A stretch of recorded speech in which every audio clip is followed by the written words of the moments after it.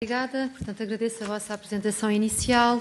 Passarei então agora a palavra aos diferentes grupos parlamentares, começando pelo grupo parlamentar do PSD.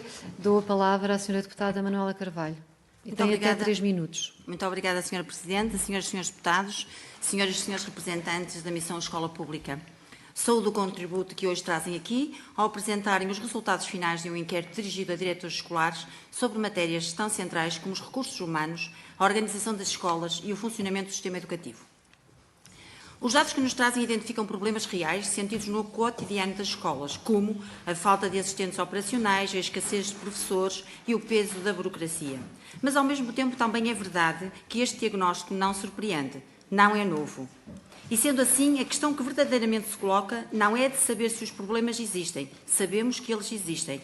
O que importa é perceber que a leitura mais fina estes dados permitem fazer da realidade das escolas, que prioridades ajudam a evidenciar e em que medida contribuem para uma avaliação mais precisa do caminho que está a ser seguido. Há também uma dimensão que exige rigor de análise. O inquérito baseia-se em 222 respostas, num universo de 809 diretores, o que lhe confere a expressão, mas também exige uma leitura cuidada, sem que contextos de maior pressão possam ser tomados como retrato do conjunto da realidade nacional. Importa igualmente enquadrar estes resultados num contexto mais amplo. Muitos dos problemas identificados têm natureza estrutural e resultam de dificuldades acumuladas ao longo de vários anos e, por isso mesmo, não podem ser lidos como uma expressão de ausência de resposta. O que hoje existe é uma estratégia política clara, assente numa dupla exigência: responder às urgências do presente, sem perder de vista a correção dos fatores estruturais que fragilizaram o sistema ao longo de vários anos. A entrada de novos professores na escola pública, os mecanismos de colocação em zonas mais pressionadas, os apoios à deslocação e a valorização das carreiras são a expressão concreta desse caminho. Naturalmente, este percurso não dispensa ajustamentos, mas é importante distinguir entre a existência de problemas que ninguém ignora e a ideia de que nada está a ser feito, o que não corresponde à realidade. O mesmo vale para a burocracia. Trata-se de uma crítica legítima, mas, para ser útil, tem de ser concretizada. Quando falamos de excesso de burocracia, importa saber exatamente do que falamos. Que procedimentos devem ser simplificados? Que tarefas podem ser eliminadas? E como garantir que essa simplificação não compromete a transparência, o rigor, o escrutínio e a responsabilidade? Também neste domínio não partimos do zero. Está em curso um processo de reorganização administrativa do Ministério, com a aposta na simplificação e na modernização dos procedimentos, bem como um trabalho orientado para a definição de uma estratégia para o digital. Perante os dados que hoje apresentam, pergunto: que contributo novo entendem que estes dados trazem para o aperfeiçoamento da resposta em curso? E na área de burocracia, que aspectos entendem que mais condicionam na prática a capacidade de resposta das direções?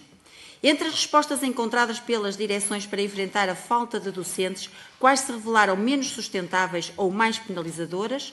E perante os problemas identificados, que aspectos entendem que devem merecer maior atenção na resposta em curso, sem comprometer a estabilidade do sistema educativo? Mais do que confirmar problemas, é necessário qualificá-los. Mais do que enunciá-los, é necessário hierarquizá-los.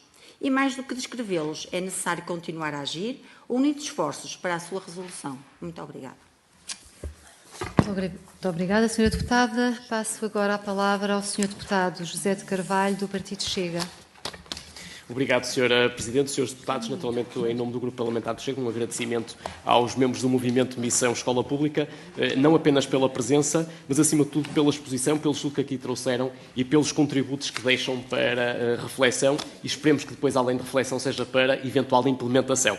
E, portanto, permitam também usar estes primeiros segundos para destacar uma boa notícia para todos nós, como membros desta Comissão de Educação, mas especialmente para os professores das nossas escolas, e cito aqui o estudo da OCDE, que diz que os professores portugueses são os que têm maior preparação pedagógica. e, portanto, os muitos e bons professores, aliás, excelentes profissionais que teimam em manter-se firmes nas nossas escolas e que acreditam, aliás, muitas vezes com uma fé inabalável, naquilo que é a sua nobre missão de ensinar e que nem sempre as políticas públicas têm permitido exercer essa nobre missão de ensinar. E, portanto, apesar de todas as muitas dificuldades por vezes e constrangimentos contínuos, eles continuam, de facto, a ser os melhores. E a este propósito perguntamos, enquanto membros do Grupo Parlamentar do Chega, aos representantes do movimento de Missão Escola Pública, se entendem que ao longo de, não apenas de anos, mas ao longo de décadas, as políticas públicas em Portugal e os responsáveis pelos diversos governos se têm tratado de forma digna e, permitam-me, decente os professores e a própria escola pública.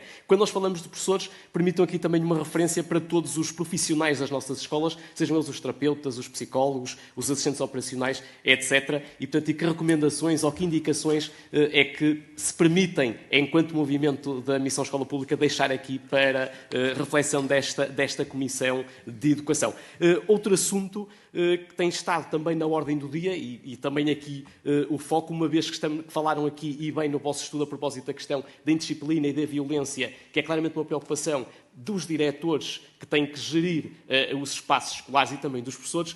Há poucos dias, como dizia, foi anunciado com pompa e circunstância pela comunicação social o estudo a propósito do discurso de ódio e diziam-nos, portanto, nesse estudo, que aliás a comunidade escolar identificava redes sociais influenciadores e o Chega como principais promotores da disseminação de discursos do ódio.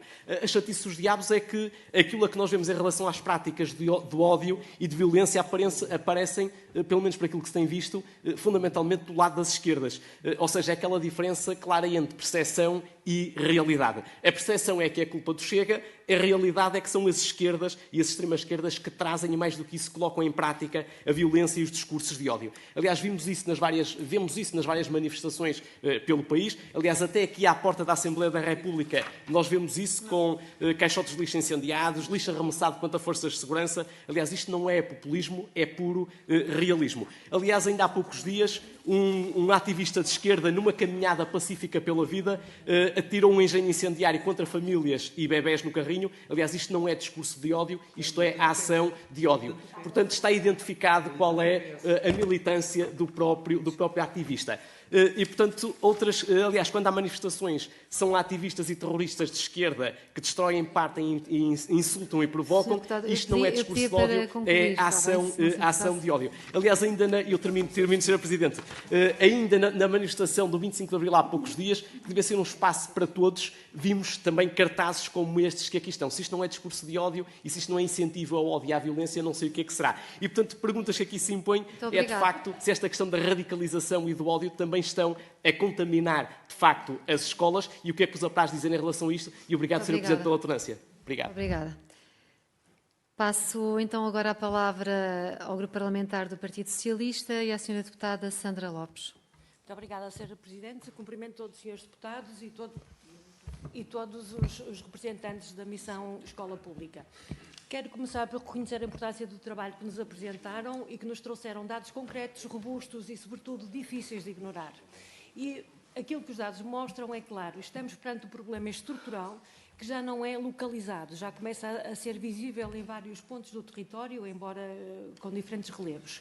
Quando quase 70% dos diretores reportam horários sem professor durante mais de uma semana e quando um terço das escolas teve disciplinas sem um docente durante um período, estamos a falar de falhas de funcionamento do sistema.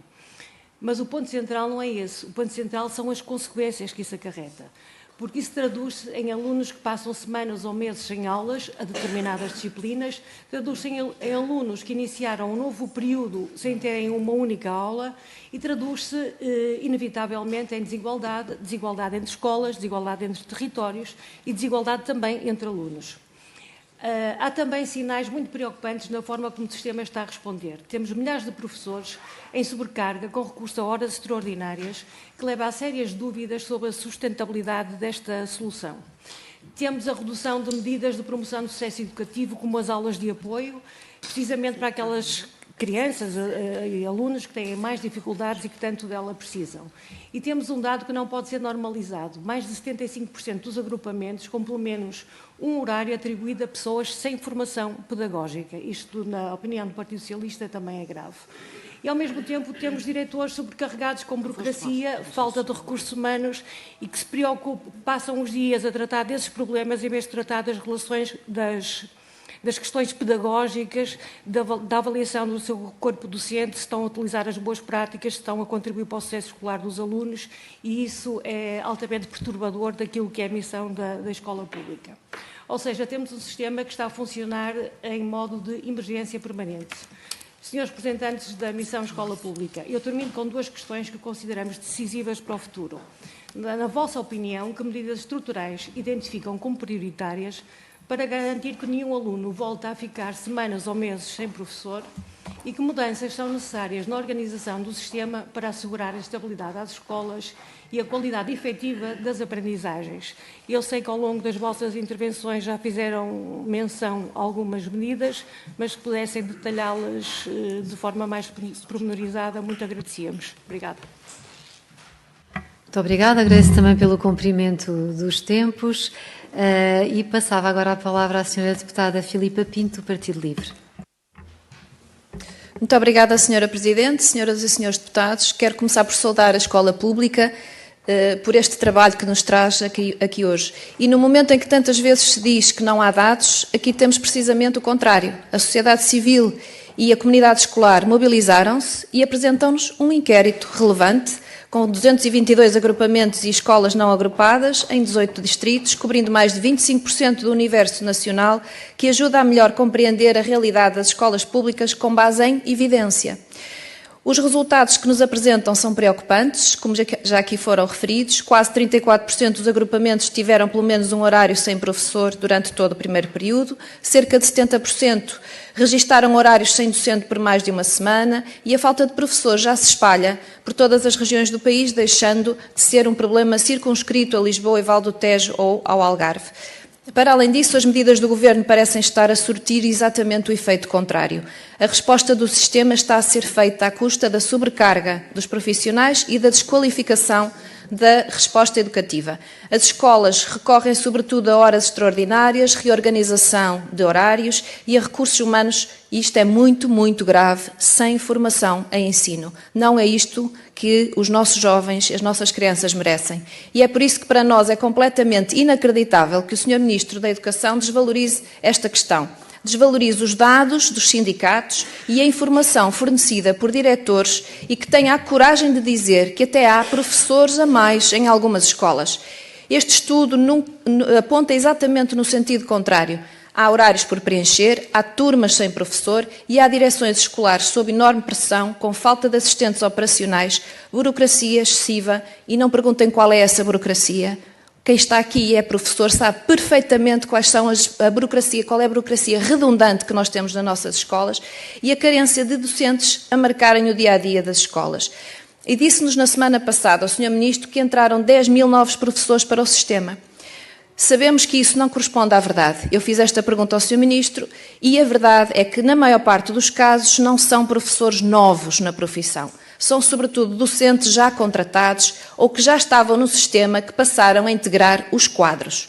O que o Governo chamou mais de 10 mil refere-se a vinculações, a professores contratados que passaram a ter vínculo permanente. Em suma, o problema continua a agravar-se e o Governo não consegue atrair novos professores para a carreira. E porque a resposta é: a carreira não é atrativa, todos nós sabemos. Para finalizar, eu gostaria de perguntar se encontram alguma razão para esta narrativa desenquadrada da realidade do Ministro da Educação. Esta falta de capacidade de aceitar que o que está a ser feito não é suficiente e que o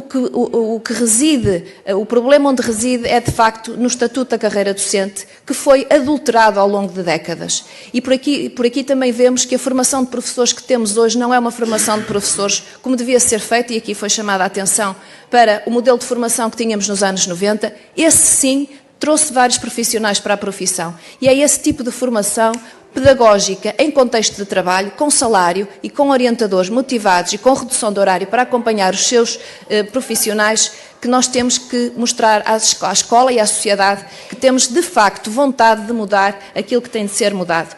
E resta-me agradecer a iniciativa e a vossa missão de dar voz ao que se passa no terreno. Agradeço também por trazerem para esta comissão aquilo que deveria ser escutado com mais atenção, que é a experiência de quem dirige e faz funcionar as escolas públicas todos os dias. Muito obrigada. Muito obrigada. Acabamos a ronda das questões.